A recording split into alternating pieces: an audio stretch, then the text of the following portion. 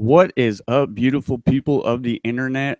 Welcome to episode number 24 of EDG Weekly, the podcast where we talk about console gaming. Joining me today is a man who, like myself, likes to use video game as escapism. What's up, Nintendo Nate? How's it going, good sir? It's going fantastic this morning. How are you doing, Jay? I'm doing very well. Can you give us an update on Pokemon Go? Where are you at? What's your level? What Okay, did I just got to level 10 yesterday. I've got about 42 of the Pokemon so far. I had a terrible time the other night. A Scyther appeared in my room, and I only had 5 Pokeballs left. I threw every last one of those things, and I missed it. So that was kind of crushing, but yeah, it's still been a lot of fun so far. So it's been a week since our last podcast, and you were a 9 last week. You've only gotten up one level in a week. Yeah, once you get to these higher tiers, it starts to take more experience points to level up, and I haven't been playing as much as I have been, so. So you're pretty much a filthy casual. That is correct. So aside from Pokemon Go, what else have you been playing? Well, I've also been enjoying a lot of The Legend of the Dark Witch 2, which is a small Japanese indie title for the 3DS, and I've been having a huge time with that. Yeah. What is that game exactly? You said Japanese? Yeah, it's a side scroller kind of in the vein of Mega Man. It's got the kind of boss select stage thing going on. It's not quite as challenging. It's really, I'm playing it for fun, and I just like it. It's got a nice little charm to it. It's not incredibly difficult. It's got a lot of content to it, and it's just been a whole lot of fun. It's been a nice little distraction from some of the bigger titles. What's the graphics look like? Fairly simple, 8-bit sprites, 8-bit. Yeah. Nice. Very nice. So it's got that nice retro look to it that I like. Have you had your eyes on this Am Setsuna game that just hit the PS4? I did look into that. I watched the trailers for it and read a review or a preview of it, and it is interesting to me. The reason why I'm not going to play it, though, is that even though it's in the vein of a lot of classic RPGs, which I really love that classic RPG gameplay, it doesn't look like a classic RPG. It's got 3D graphics, which kind of turns me off a little bit from it. It still looks like a great game. I don't think that it looks bad. It just, I don't think it's going to be something I'm going to be too interested in playing. So you would rather keep the old school aesthetic and just keep it like on a 2D plane? Right. If they had gone that route with it, I'd have been much more hyped to play it. So then you're probably really hype about the new Sonic Mania announcement, the fact that they're keeping that 2D. Yes, I really am. Yeah. Normally this would be the part in the show where I introduce Pedro Mirabal, but this week he's not going to be making it onto the show. He was babysitting my nieces last night and he got sick. So, he probably hasn't played a video game in a little while. And when you lapse on your video gaming, Nate, you lack the vitamin known as vitamin V. So, he needs to get back on the gaming scene and get that vitamin V intake up. But nonetheless, we're gonna two-man the show. We're trying to get him in the chat at least, but we're having somewhat of complications. I'm gonna keep the show running. Nate, maybe you can see if you can enable the chat. I don't know why. Yeah, I don't know why he's saying there's no chat. I don't know. That's interesting. But anyways, ladies and gentlemen, we're going to start the show we always do with EDG top news of the week. And Nate, I'm going to throw it to you. What was your top news? I got a couple of top news pieces this week. My first one, and that ranks the highest on my list, is No Man's Sky getting hit yet again with Mm. some more trouble. This doesn't seem to be as serious. The company that's involved is a company that owns a patent on some of the mathematics of the program that help basically take 3D shapes and randomize them. And it's a little suspect why they waited so long in order to bring this subject out. It seems likely that that they were waiting until they were close to launch, and they were going to just try to squeeze as much money out of Sony as they could. They have stated, however, that they're not going to impede the launch of No Man's Sky, so we shouldn't be seeing any delays. August 9th, the game is still coming out. But any sane, logical person might have totally like given up by this point. You know, the development cycle for this game has been utter hell for the team. Having their office wiped out by a flood, then the Oh, lawsuit, God. and now this. It's like it's been one thing after the other for them, and yeah, so that's been a little crazy. Um, I don't know. I just, the patent law is so weird. I just don't want to get into it. But, it's strange to think that you could hold a patent on a simple, like, mathematical formula, which is basically what's going on here. They hold the patent on a mathematical formula that they've used and built upon, but apparently it's still so close to the original code that they can file a patent lawsuit or infringement on them. So it sucks, that this is the world we live in where everyone's got to get a piece of something, it's just It's all incredible. it's all about that paycheck, man. Like it kind of I'm with you, it sickens me to think that somebody's trying to derail, the launch of this game by trying to get some money out of it. People start seeing dollar signs, so that's kind of crappy, man. But for my top news this week, I wanted to talk about Rise of the Tomb Raider making it over to PS4. We officially have a launch date, which is October 11th. And in the PS4 version, we're going to see new story chapter, new zombies mode, new co-op mode, VR support. So, what are your thoughts on this game, Nate? Sounds pretty good. I don't know if it's something that I'd be particularly interested in, but it does sound entertaining. Yeah, this was the game. We have a member trying to jump in.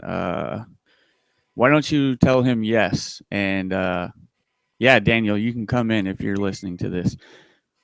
But anyways, yeah, this was the game that it was timed exclusive on the Xbox One and Windows.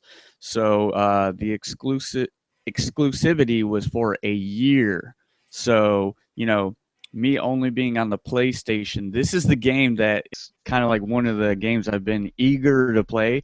I was actually going to try to play it on my PC, but unless I want to play it at 2 frames per second, then that's not going to be something that works for me. Danny, what's going on, good sir? Hello, hello. How's everybody Um, doing? we're doing really good. Everybody, this is Daniel Rosario. Uh, Danny, why don't you tell everyone a little bit about yourself, like what's your gaming history, all that good stuff. So, as long as I can remember, I pretty much had a controller in my hand. My parents bought me an NES, and they had an Atari 2600 when I was just a wee lad. Since then, I was hooked. I My parents bought me a Super Nintendo and Sega Genesis at the same time for my birthday one year. So clearly, I've just been obsessed, and I've been playing everything since. Anything ranging from PC gaming to uh, everything in between. Uh, N64, GameCube, Dreamcast, PS4, Xbox One, etc., etc. Pretty much everything that's been released since then.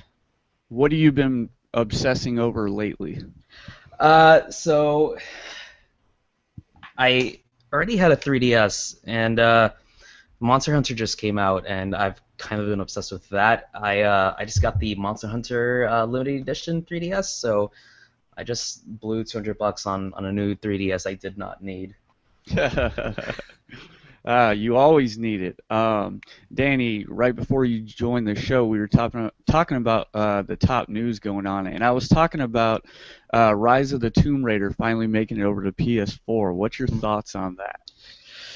So it's nice that it's finally coming out. I probably won't pick it up on PS4 simply because I played it originally on the Xbox One. Truth be told, I haven't read up too much about it. So, yeah, So did you beat it on the Xbox One? I did. Okay. It's getting, what is it? It's getting 4 new additions. It's got a new story chapter coming, a new zombies mode, a new co-op mode, and it's going to have VR support. So, what's your thoughts on all that? That's pretty rad, actually. Anything zombies, it's okay in my book. And what were the other options that were coming out? It says a new story chapter, co-op mode, which I guess it's like an endurance mode. So basically, the way it works is 2 players will. You have to like keep an eye on your vitals. Like you can freeze to death, starve to death, and your teammate can revive you up to 3 times. And so you just basically see how long that you can endure the elements and stuff. So that sounded really, really dope. I thought that was That it. does sound pretty cool. Yeah, it almost gave me like the feeling of like a Gears of War vibe. Like you know how you do like the horde mode. I think it's something in that vein. But what has my interest the most, and this probably sounds pretty dope to you as well. Someone who I know is all aboard for the VR hype train. But the VR support, basically, what it's gonna that mode, you're going to be exploring the Croft Manor. So you're going to be doing it. I guess I'm thinking they said in like a first-person view, and it's going to be like you're just kind of like putting all these puzzles together so you can explore the Croft Manor. So how does that sound to you? That sounds cool. I mean, again, like I said earlier, I have played a lot of games throughout my years on the planet, Tomb Raider being one of them. It was actually kind of fun playing the old school Tomb Raiders on PC and actually having the ability to go around her mansion, her manor, and just messing around. And it's actually pretty cool that you get to go around and do that again. The fanboy inside of me geeked out so much when after the conclusion of the first or the reboot of Tomb Raider. Spoilers, kind of, sort of. She like grabs her 2 pistols and then she starts dual wielding as she originally did in the old Tomb Raider games. So having the opportunity to do that again, kind of revisit old locales. It's neat. It's really cool, and especially if you get to immerse yourself in VR as well while doing that, that's really cool.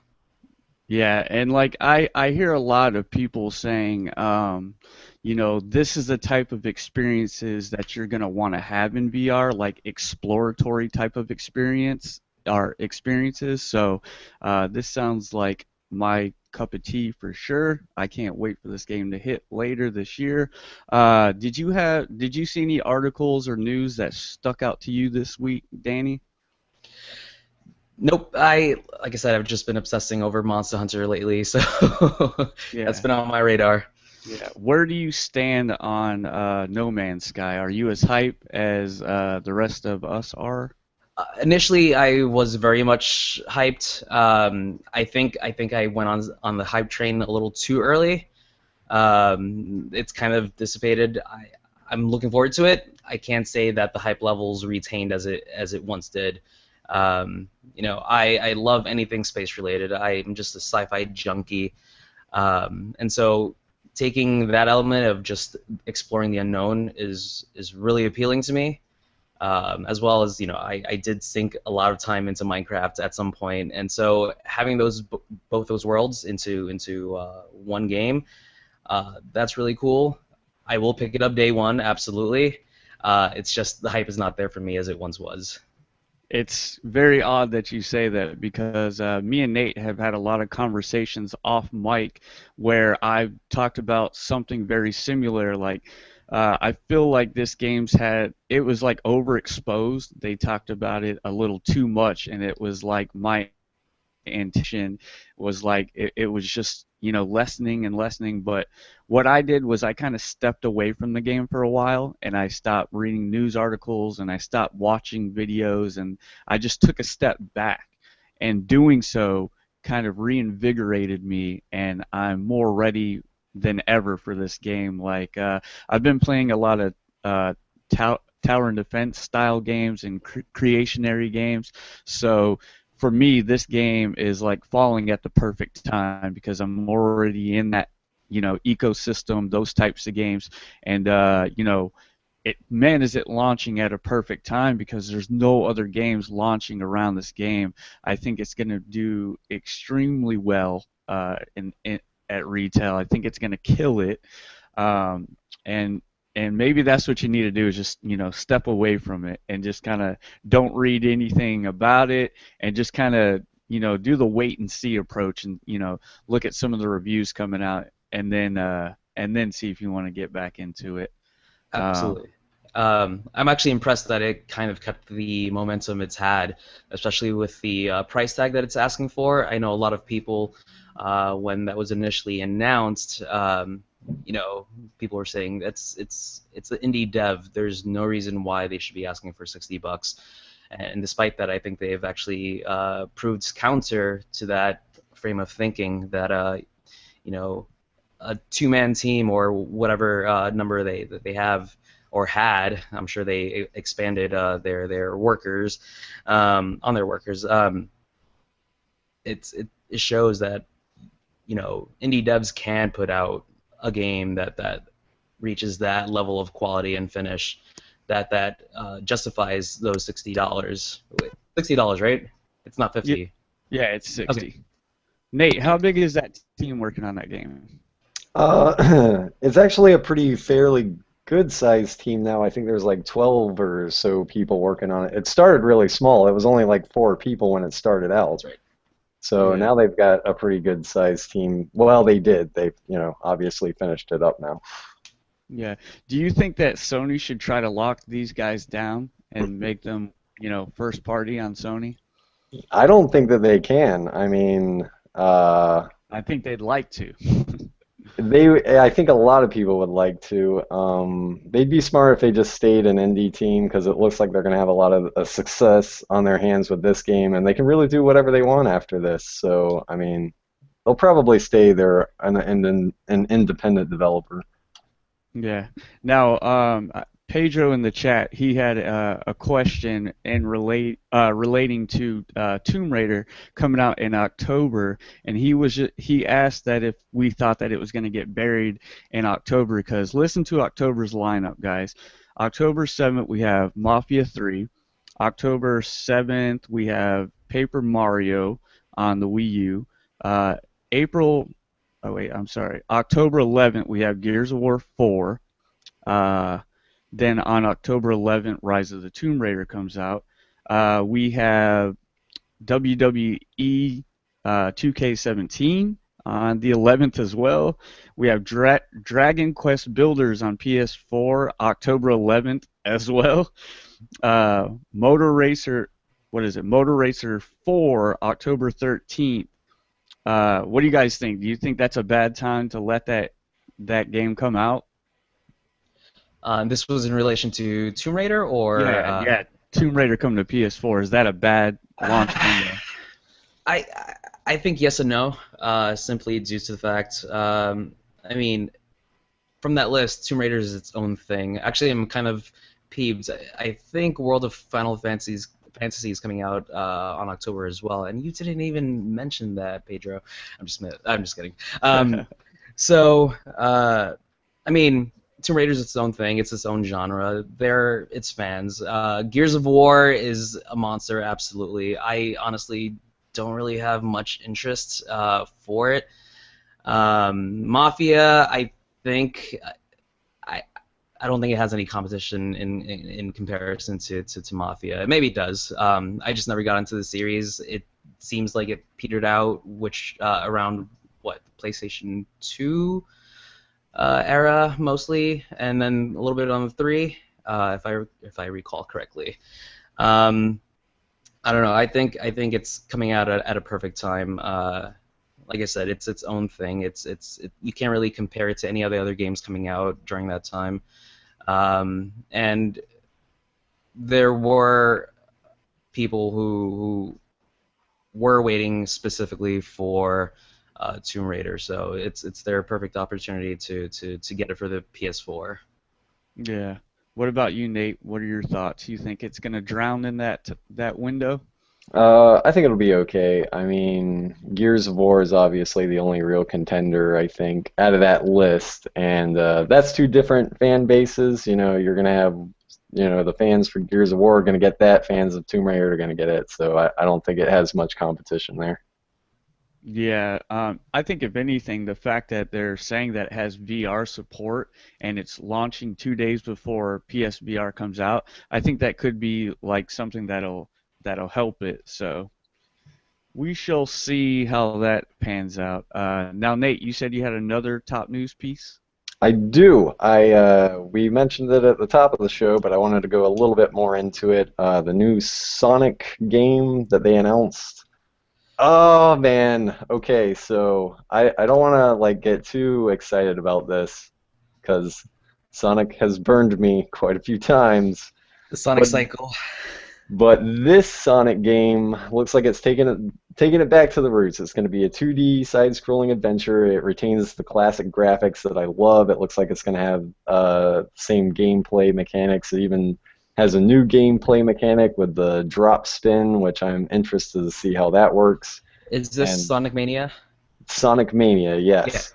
And gosh, it just looks awesome. Like I don't know exactly everything that is entailed with this game. It looks like they may just make a new game with assets from the previous games. It's not really clear if they're going to include the previous titles. I think it would be a smart idea to go ahead and do that. Like, go ahead and release a Sonic HD collection. Have all the previous games within this package, and then allow you to play up to the new game. So you could go from Sonic 1 all the way through Sonic and Knuckles, and then have Sonic Mania right at the end of that and be able to play that as well. And I mean, personally, that might just be wishful thinking on my part because I really want a Sonic HD collection, especially with all the little spin-off Sonic games that haven't got re-releases, like the 32X title, Knuckles Chaotix, Sonic CD, which I think I don't know how easy it is to get that nowadays. I think you can get it on your cell phone actually, but I'd still like to play it on a console with an actual controller. So yeah, I'm just really excited about this. So the initial gameplay footage I saw of it actually reminded me a lot of the Knuckles Chaotix style. It's very bright and has kind of these nice pastel colors.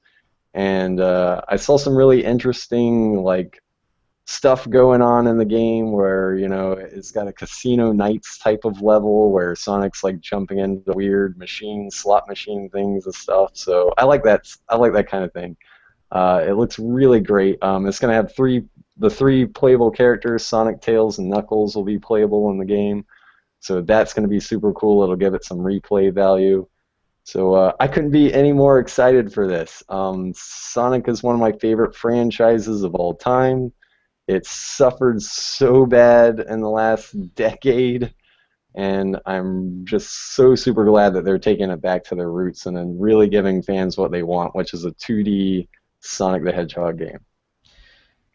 I was gonna say, Danny, you said your parents bought you a Sega Genesis, so I'm assuming you played some Sonic in your day, correct? Oh yes, yes, yes, yes. Actually, I was talking to one of my other friends about that era, the SNES and Genesis era. And I have to say, when it comes to like music, hands down, I think Sonic 1 and 2 have my favorite music like across the board. Now, correct me if I'm wrong, Nate. Did they also announce Sonic Generations 2? I haven't heard anything about that. I thought they did. I swore I heard that, but maybe I'm wrong. Yeah, I'm actually stoked from the little bit that I saw. I was under the impression that they were gonna kind of retool and revamp everything from previous Sonic games, but maybe I just misheard that as well. You probably know more than I do at this point. Yeah, YouTube 10 hours ago, Project Sonic 2017 debut trailer. So, yeah. And that was for Sonic Generations 2. So, yeah. Oh, Yeah. sweet. Yeah. Oh, okay. And I mean, I thought Generations 1 was pretty damn good, especially compared to the other output of recent Sonic Team games. Um, I think that was the perfect blend of 3D and well 2D or 2.5D. Have you played it?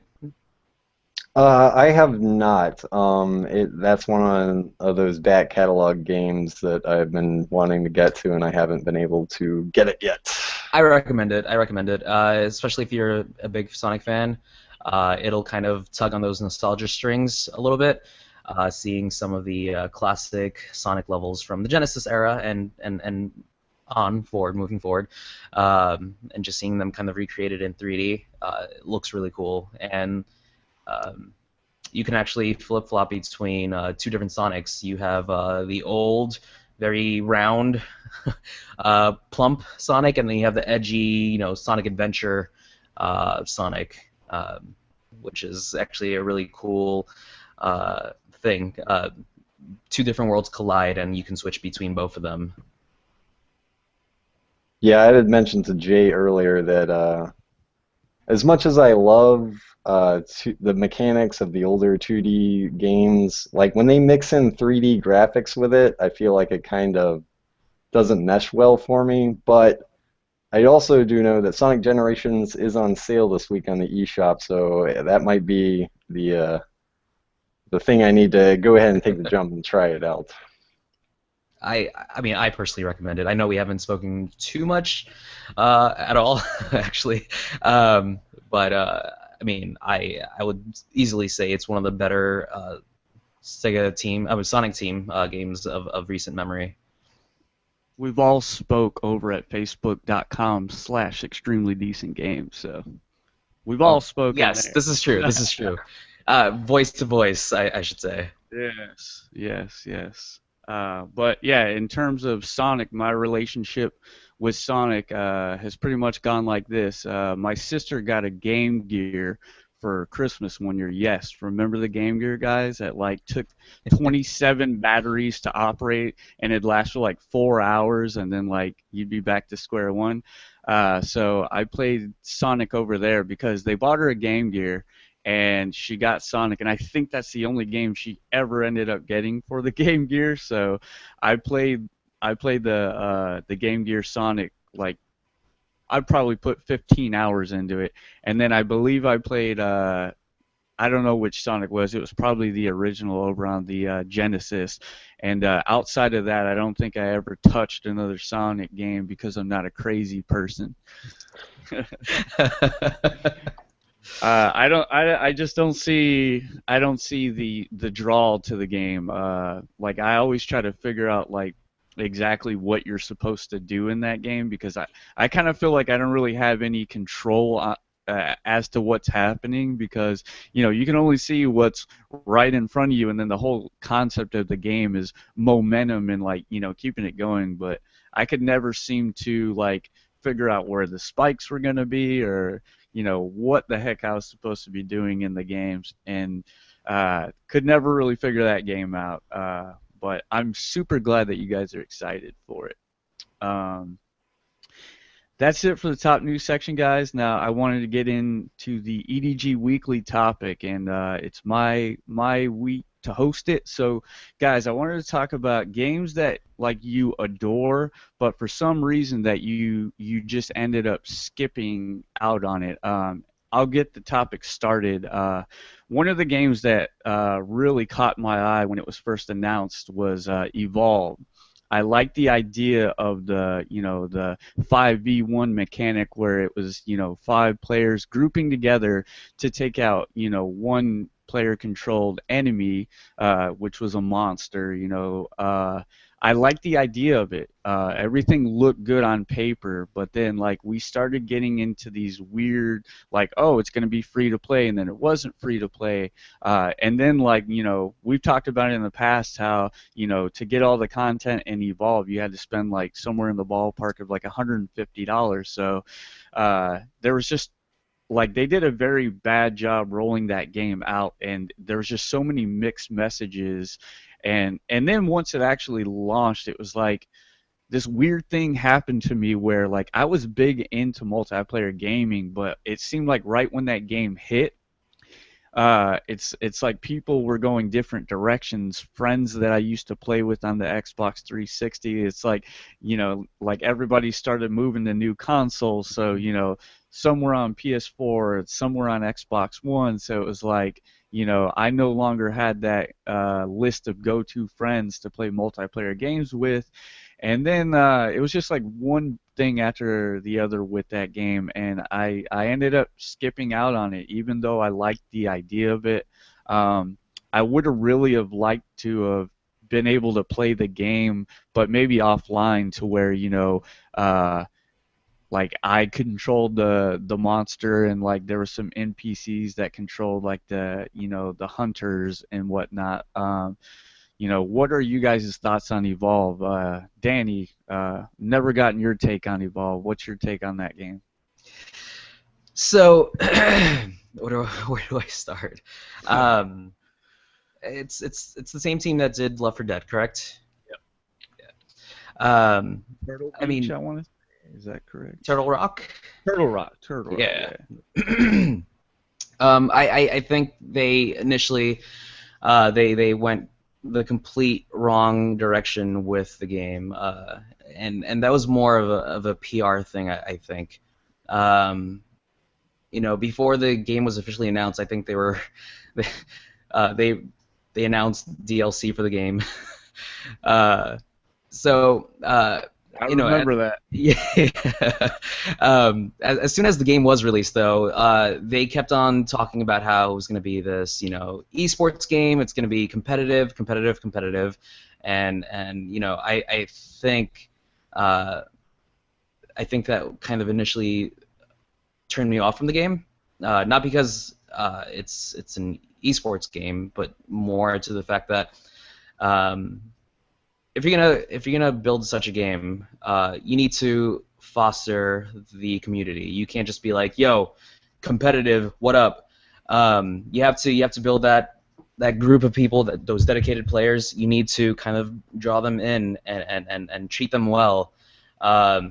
You're gonna alienate a huge subsect of people, of gamers, who don't really do esports. They just want to, like as you said, Jay, I just want to get on and play with my boys, just have a game or two and just have fun. And so I think initially they had a huge PR gaffe on their hands. They were trying to they're trying to talk to the competitive player, and I think in terms of scope, in terms of numbers, I think regular players vastly outnumber any competitive player out there.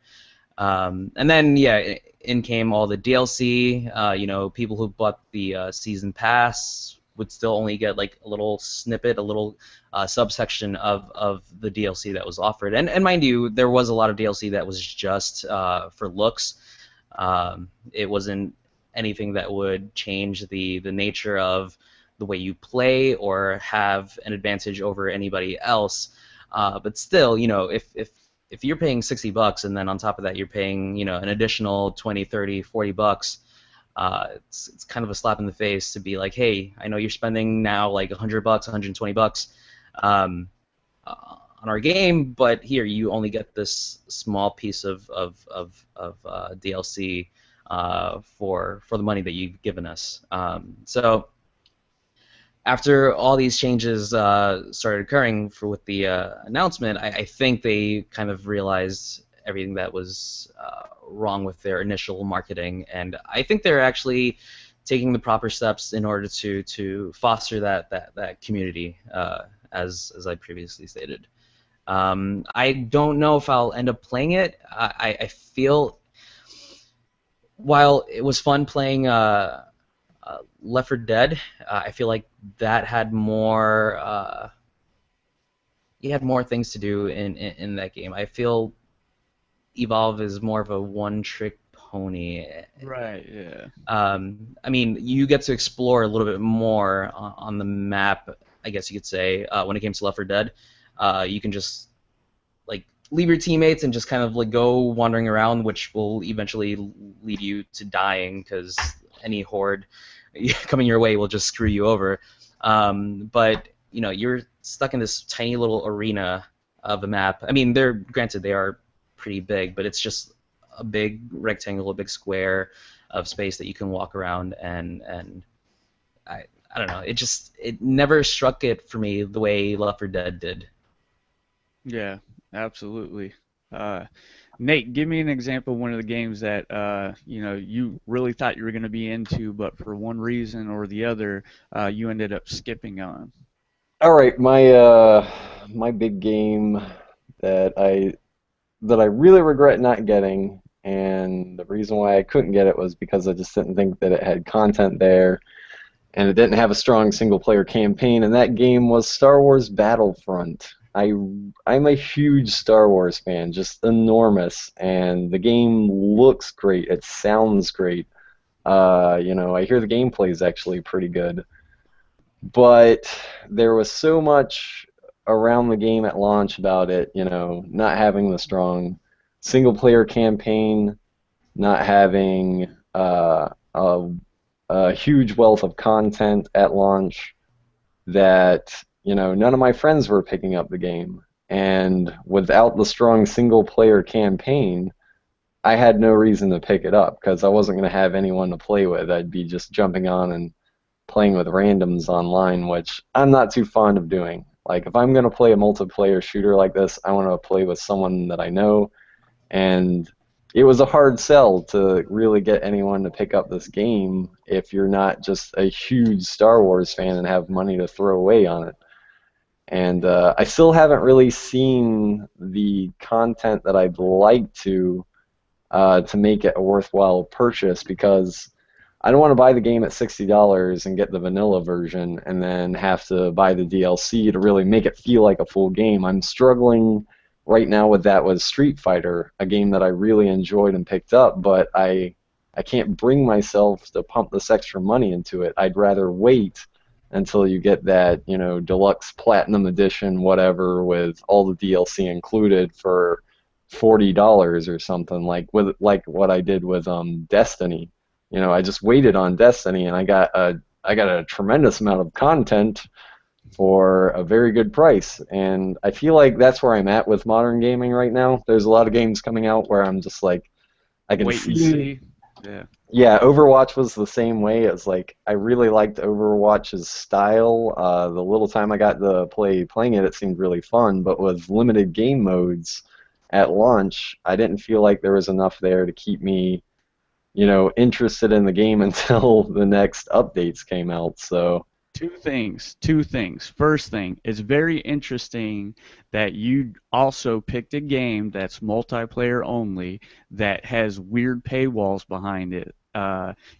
Like very similar to what Evolve's missteps were. We're seeing the same thing with, Star Wars Battlefront. And number two, I think Overwatch is a game that gets it right.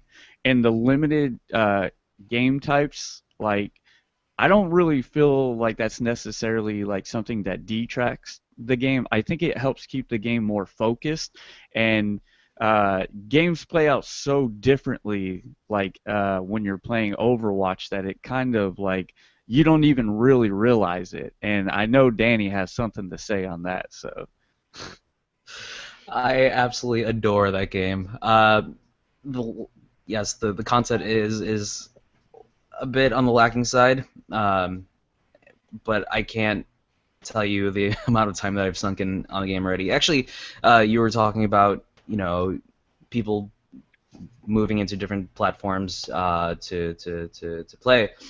Um, I have friends who keep on telling me I need to pick it up on PS4 so I can play with them, and I'm like, if I just spent $60, actually probably closer to $80, because I did buy some of the crates, the DLC, well, not DLC crates, but the random crates for skins and whatnot. But I think you're right. It does keep it focused. But it doesn't hurt as well the fact that they're going to release any maps and characters for free, which is a fantastic way to keep the community coming back for more. I mean, you treat your community well, they will come back. They will continue to come back. And I think Blizzard is one of the few companies that have been tremendous in being very transparent. giving, yeah, and transparent, very giving and transparent to the community. I mean, it speaks so well with the amount of success that they've had throughout the years, especially when it comes to like WoW. I never really got into that particularly, but yeah, it's just a ton of fun, and it's the amount of variety does not come from the maps. There are actually a small amount of maps. It's messing around with the characters and seeing what combinations work. You'll have 10 matches and it'll play out the same, and then suddenly somebody new on the team comes up and has a different character, and then suddenly something clicks and you're like, oh snap, Junkrat works really well with so and so, and I never thought about having that combination before, and it actually Shout out works to really well. Junkrat. Right? That's my Love me some dude. Junkrat. Hell yeah. I actually started. He was my main at first. He's a good entry-level character. Pretty easy mechanics. Now, if you do learn how to use them properly, it can get pretty deep. But I ended up switching to Reinhardt. Like that was my dude, bro. Like Reinhardt's very interesting because you need to know when to, play defense and when to, go on the offense. So I really like the way his character started playing out. But not to get derailed, I wanted to get your take on what your thoughts are on Star Wars Battlefront. Like, what do you think about that game? I have it. We're talking about the most modern one, right? The newest one that just came out? Right, yeah. So I was all aboard the hype train for that. I bought it. Again, as you stated, Jay, it just happens to be one of those games that I didn't have many people to play with. Mm-hmm. Most of my friends still reside on the Xbox One side of things, but I think there were too many games coming out around that time because I never really had a strong group to play with. And it's a gorgeous game. It's absolutely gorgeous. It's just something's lacking in it, and I don't know what it is. It just didn't feel right. I have played the previous Battlefronts, and I feel that they were a lot of fun, especially when you had split screen co-op and just playing with your boy, couch co-oping. This one for me, this one just I don't know, it didn't do it for me. I played for about a week, like hardcore, and then I just kind of fell off from playing it. Yeah, for sure. I definitely feel that it lacks substance. A lot of people were bummed out when they found out that there was no single-player campaign, so I don't know if that's one of the things that scared me away. Probably. Even if it was just like a small, like 4-hour experience, just to have it, you know what I mean? Like, Well, it's one there is a small single-player campaign that's about 4 to 6 hours. Oh, see, It's that's just not something very that. good. Yeah, yeah. Well, there you go. There you have it. Uh, but Danny, what's a game that you adored that you skipped out on? So I was racking my brain trying to think of something to pick. I nothing quite sticks out to me. So if you don't mind, I'm gonna kind of tweak that question a little bit. Go right ahead. It's not so much that I'm sad that I missed out on it. It's just I wish the game would go back to its former self. So allow me to explain myself. One of my favorite franchises. Absolutely love it. Have either of you played Final Fantasy Tactics? Yes. Yes. Yes. Okay, I was gonna so say Nate's all over that. so not quite in that vein. There's another franchise from Square Enix. It's called Front Mission. Um, are you familiar with it? Yeah, yeah, I am. So Jay, Front Mission was a Square franchise. Came out originally on the SNES. I have it actually right now for my Super Nintendo or Super Famicom. Um, it is a turn-based strategy RPG. So basically, you have this map. You have your units that you can play as, which are these robots, or otherwise known as Vanzers. You have points, and then you can move your mechs to a certain point, and then you can attack, or you can defend, or whatever. And whenever you go into the fighting sequence, everything is just random number generated RNG. Um, you know, there are different points that you can hit, be it arms, chest, head, or legs, and you can destroy body parts from the mechs. And if you destroy the legs, they can't move very far. If you destroy their arms, they can't shoot you. Things like that. And so the franchise is fantastic. I absolutely adore it. It came out for PlayStation 1 and then PlayStation 2. And then the last one came out for the PlayStation 2 was Japan only. And then they rebooted the series and made it into more of a third-person action game. And so as much as I love the franchise, I wish I did kind of play it, but at the same time, I couldn't justify picking up a game that was no longer the same game. Um, I mean, that's the only thing I can really think of. Like I said, it was just a tweaking of your question. Yeah, no. Nate, how do you feel about that? Because you play those types of games.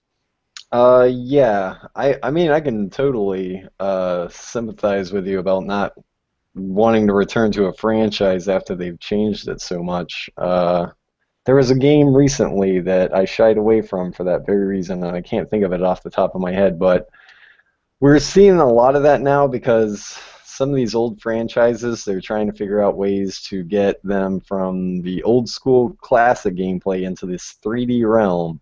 Hmm. And they're trying to meet what the average players today expect from video games, which is mostly first-person shooters, which is nothing wrong with that. But when you try to stick everything into that mold, you're taking away a lot of the life of the video game industry because it was all about variety. There's so many different genres, and when they try to start pigeonholing all our franchises into a few successful formulas that they know will sell, I think it really hurts the industry in the long run.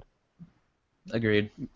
Yeah, I was gonna say a game that you've seen changed vastly from what it used to be is if you look at the new Final Fantasy 15, instead of like the turn-based Final Fantasy that people were used to, like now it's like it's just pure action. Like what do you guys think about, Final Fantasy switching up the formula? Both of you guys being Final Fantasy fans, do you like this new approach? Do you think you're gonna miss the old way? I will say I'm okay with the new approach to this new game because they have, over the franchise, been changing the formula. Ever since, I think, Final Fantasy 9, 10-ish is really where they kind of started shying away from turn-based combat and started coming up with these new formulas, which I'm okay with. Like the turn-based combat thing did not age well.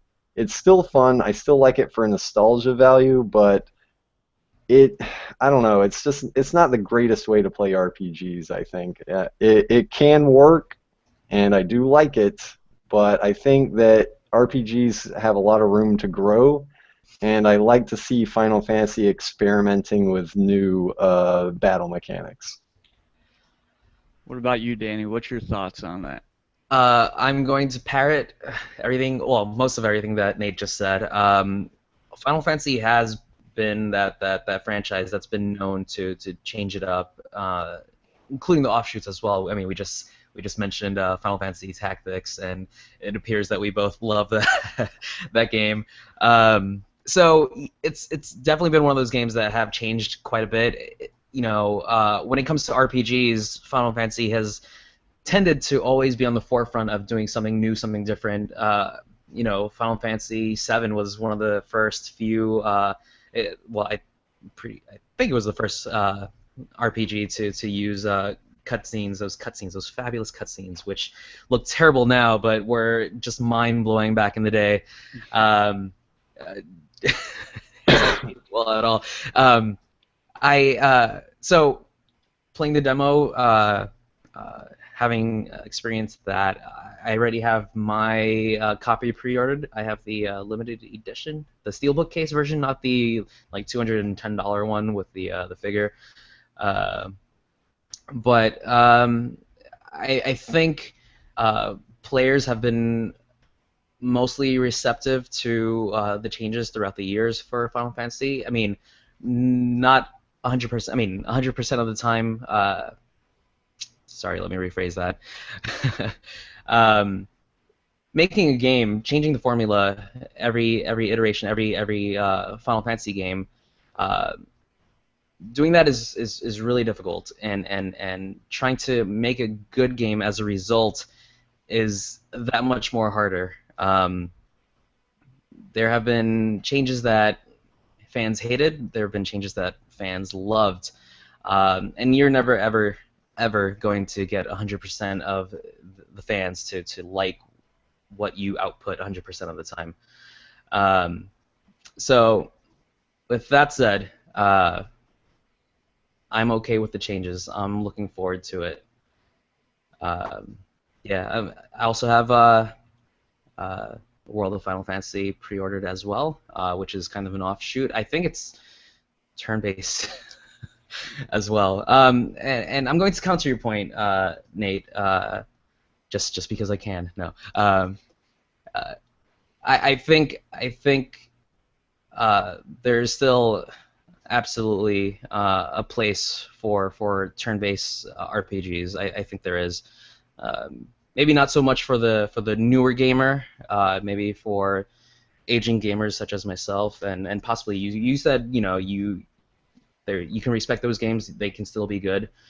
You wholly acknowledge that. I mean, Square Enix just released a game called I Am Setsuna, which is a throwback to the 16-bit era RPGs of yesteryear.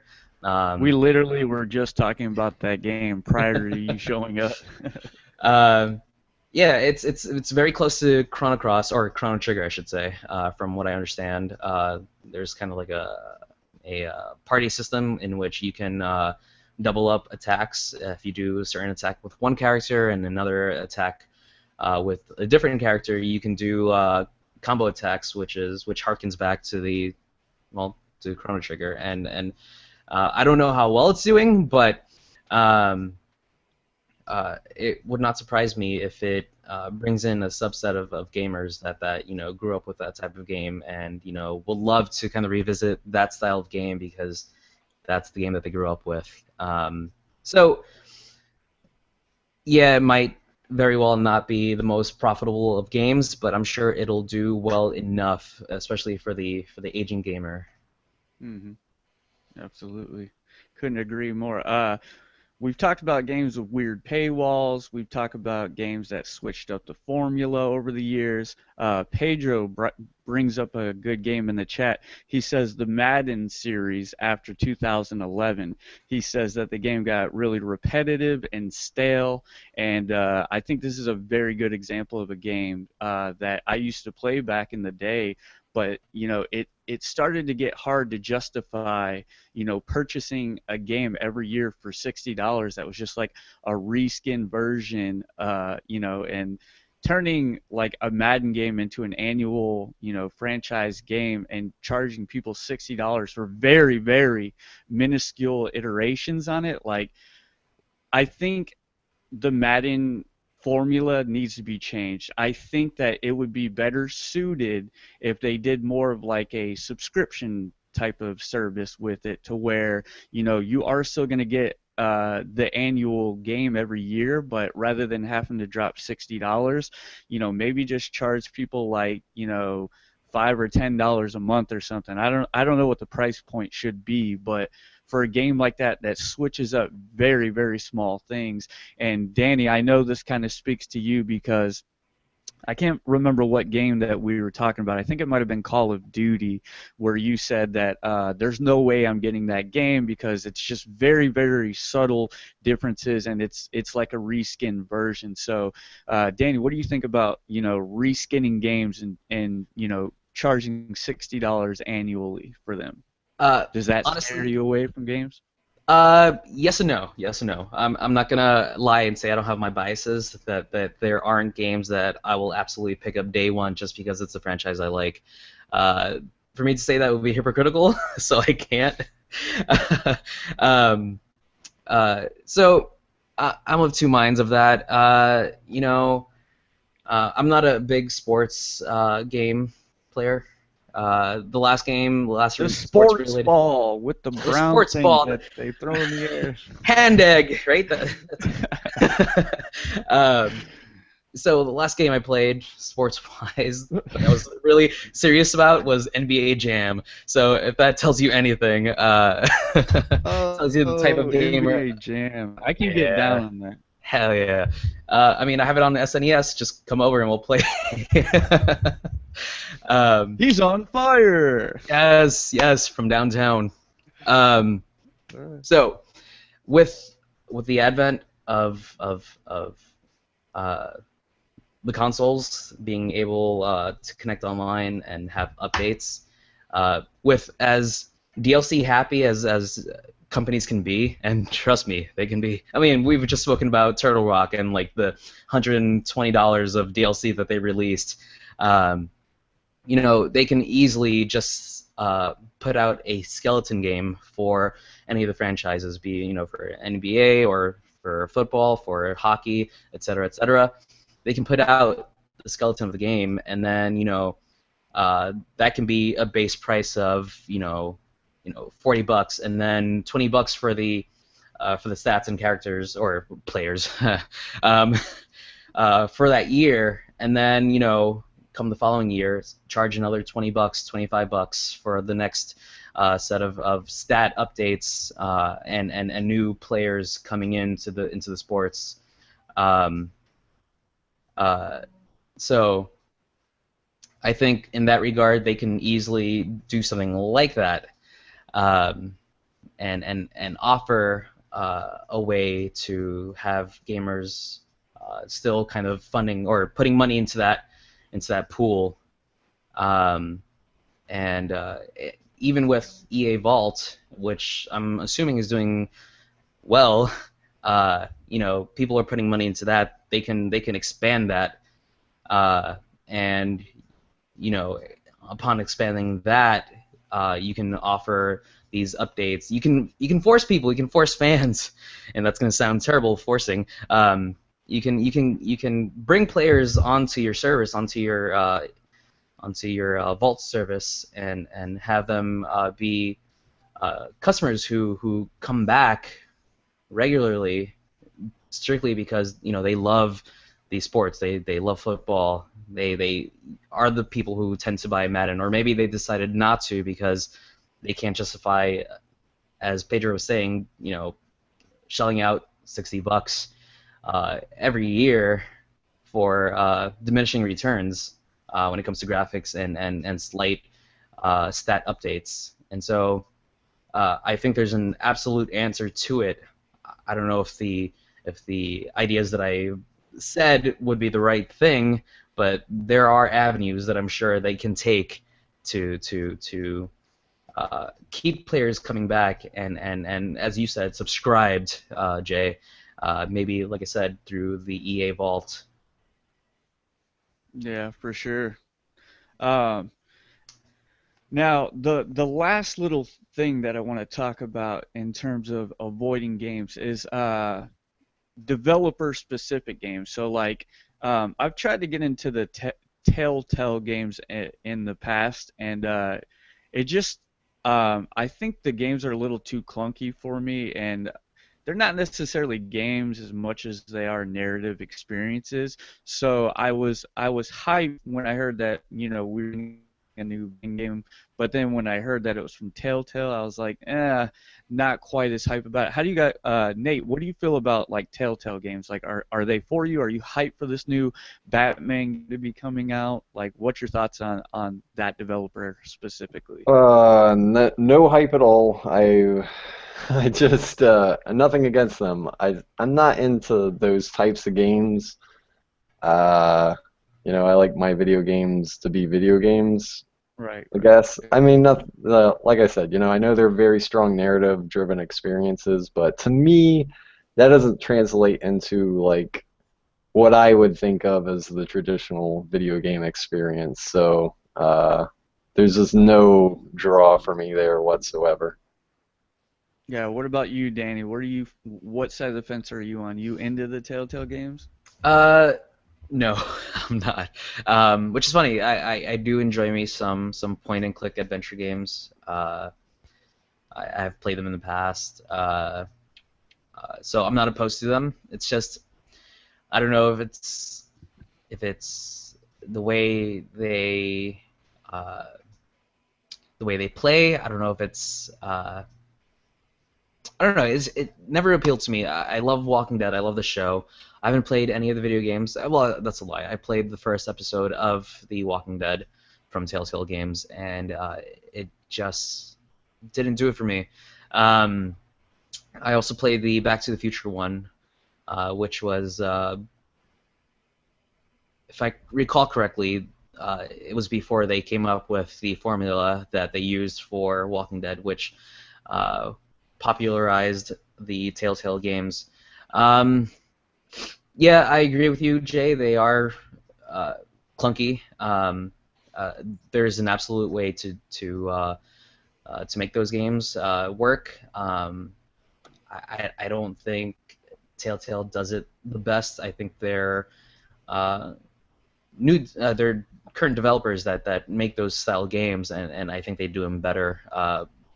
King's Quest, King's Quest, yeah, good one. that I enjoyed that quite a bit. Yeah, Broken because Age. it's like a video game inside, the Telltale formula. Like, if they would, update their engine and allow you to do more video game related things inside that game, I think they would have something on their hands. But just doing, like you said, the point and click adventure, to me, it's just not enough immersion for me. And I know I'm someone who, these games aren't specifically targeted for, and I know there's people out there that enjoy those type of experiences, but I'm just saying, on a personal level, that's something that, I saw the news of this Batman game coming out, and as soon as they're like, oh, it's being made by Telltale, I'm like, I kind of know how that's going to go, and it kind of immediately turned me off of the game.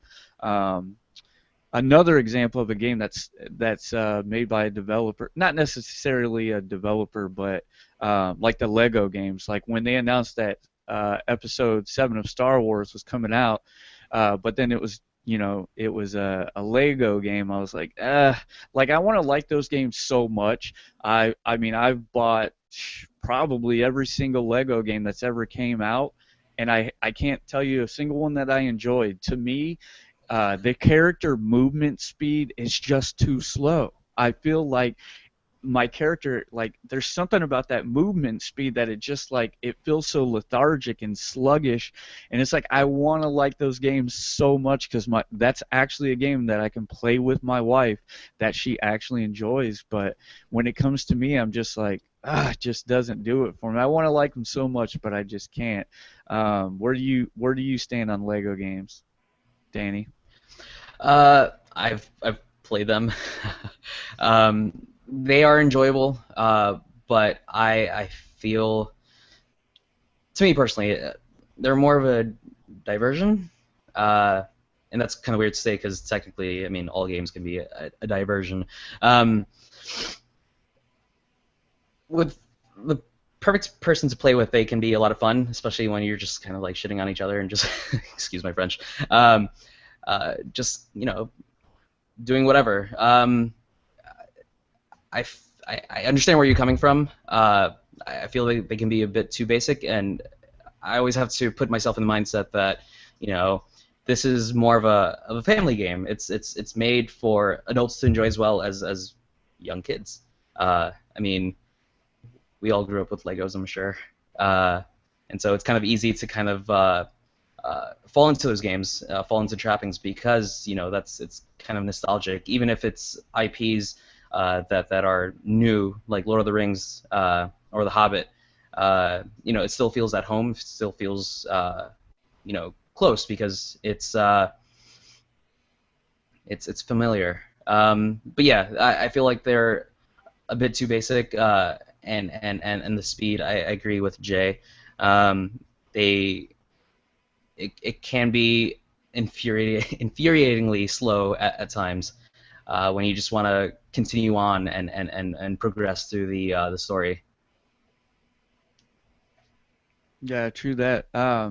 Nate, same question to you. Where do you fall on the fence of Lego Star Wars and Lego games particularly? Do they turn Uh, you off as well? Not so much. They're not games that I would pick up for myself. I really have only played one Lego game, and that was the original Star Wars trilogy. And I think the reason why I enjoyed it was the most is because it's a game that you can sit down with other casual gamers and immediately start having fun with it. I think that's the big appeal to the franchise is that it's not a game made for hardcore gamers. It's a game made for casual gamers.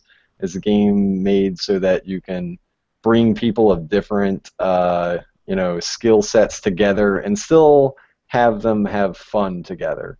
And I had a lot of fun playing the original trilogy with my brother, and I don't think I would have had fun with it at all had I not played it with my brother in a multiplayer environment where we didn't we weren't fighting over skills or anything like that. We were just kind of on the same level playing field, and that's great, that's fine. And it's just what, like you said, Jay, it's just not something that I'm particularly interested in. I'm never going to go out and pick up these games of my own accord. I will certainly play them though. I think they're fun, and I really enjoy the humor in them. I think that's the best part of the Lego games is that they take these original stories and not only do they make them fun, but they add a bit of humor to them as well so that you have something interesting to look forward to as you're playing. You're not just playing a completely rehashed version of Star Wars Episode 7. You're getting these little bits of, comedic gold in between where they kind of change things up a little bit, which I think is probably the biggest draw to these games. Yeah, for sure. Before we go to the final segment, is there any other examples of games you guys can think of that you want to like, but you just you avoided them? Is there any big ones we're missing?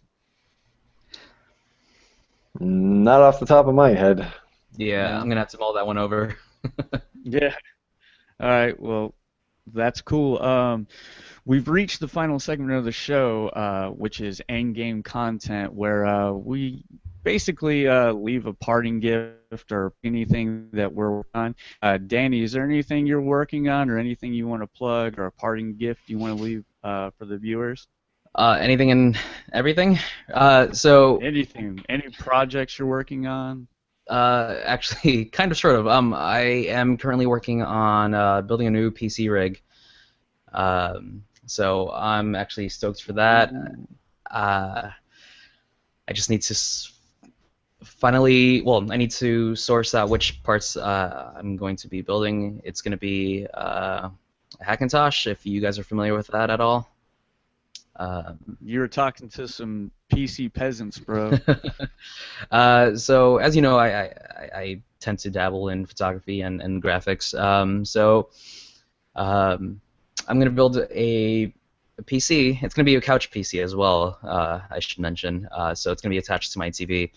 Um, but I'm sourcing out parts that are compatible with the operating system used in Macs, and essentially what it's going to come down to is tricking the BIOS or tricking the motherboard to run the operating system, the Mac operating system, and basically having a dual partition, one where I can run Windows, I can do some gaming, and then I can reset it and switch it over to OS X on the Mac side to do any video editing or photography editing or just graphic design stuff.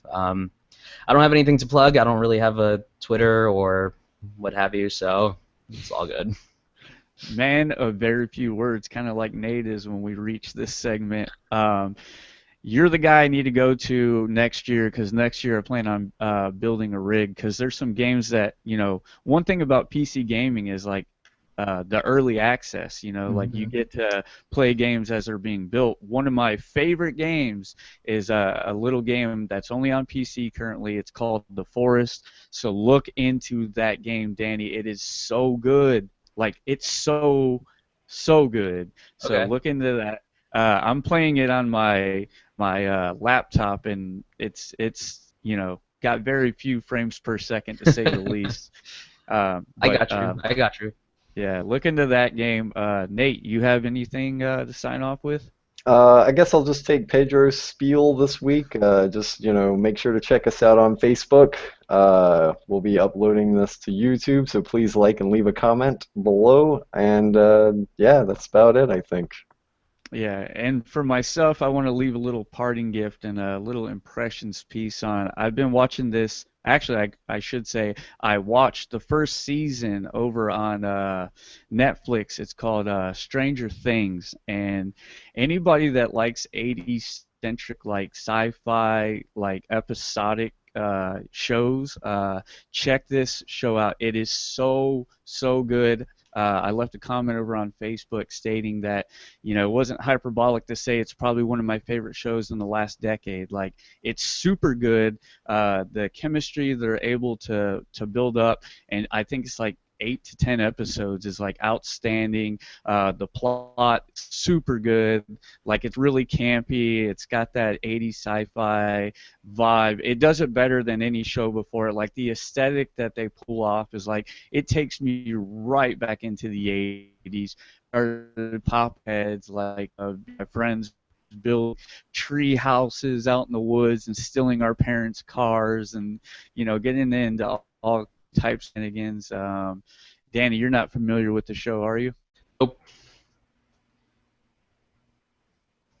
Might no. Okay, well, definitely look into it. But yeah, that's my little parting gift for everybody. I'd like to thank everyone for checking out the show. Please subscribe. We do this weekly podcast.